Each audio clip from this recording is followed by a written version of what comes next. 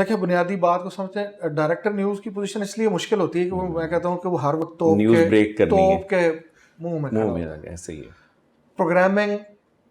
اپنا ایک ٹائم ہوتی ہے, سلاٹ ہے, اس نے آنا ہے. 24 گھنٹے اسکرین جو چلنی ہے, ایون پروگرام بھی چل رہے ہیں تو نیوز کی اسکرین آپ کی چل رہی ہے, بالکل ٹکرز کی شکل میں چل رہی ہے, کسی نہ کسی شکل میں چل رہی ہے. تو اس کا مطلب یہ ہے کہ آپ کا کوئی بھی کانٹینٹ آن ایئر جانا ہے 24 گھنٹوں میں تو ڈائریکٹر نیوز ذمہ دار ہوتا ہے, چاہے ظاہر ہے اس نے سونا بھی ہے, اس نے کھانا بھی کھانا ہے, اس نے آگے پیچھے بھی جانا ہے, لیکن جی بالکل اس نے اپنی ضرورتوں تک کے تحت اس نے اپنا دینا ہے. ٹائم تو وہ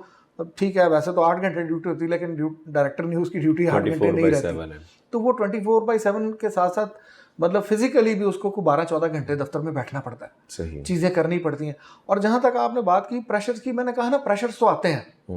دونوں طرف سے آتے ہیں. مالکان کو شکایت لگاتے ہیں, کو دیکھیں جی یہ ہمیں دبا دیا, پھر آپ مختلف جگہوں پہ کام کرتے ہیں تو پھر خالی یہ نہیں ہے, مختلف سیاسی جماعتوں کی طرف سے مختلف قسم کے پریشرز آتے ہیں, ایون مذہبی جماعتوں کی طرف سے. یہ میں نے کہا نا کہ اس میں بالکل جس کو جو بات پسند نہیں آتی آپ کی, اور اب تو حالت یہ ہو گئی ہے کہ چونکہ اب سوشل میڈیا بھی آ گیا, اب وہ جسے کہتے ہیں کہ یہ ایک ایسے پلیٹ فارمز ہیں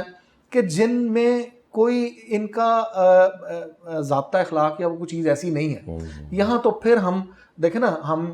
ٹی وی پہ گالی نہیں دیتے, حدود کو یوت کے پابند ہے, غیر اخلاقی زبان کوشش کرتے ہیں کہ نہ ہو, کوئی ایسی کوئی چیز بیچ میں نکل جائے تو وہ الگ سے بات ہے, لیکن کوشش یہ ہوتی ہے کہ ایک اس میں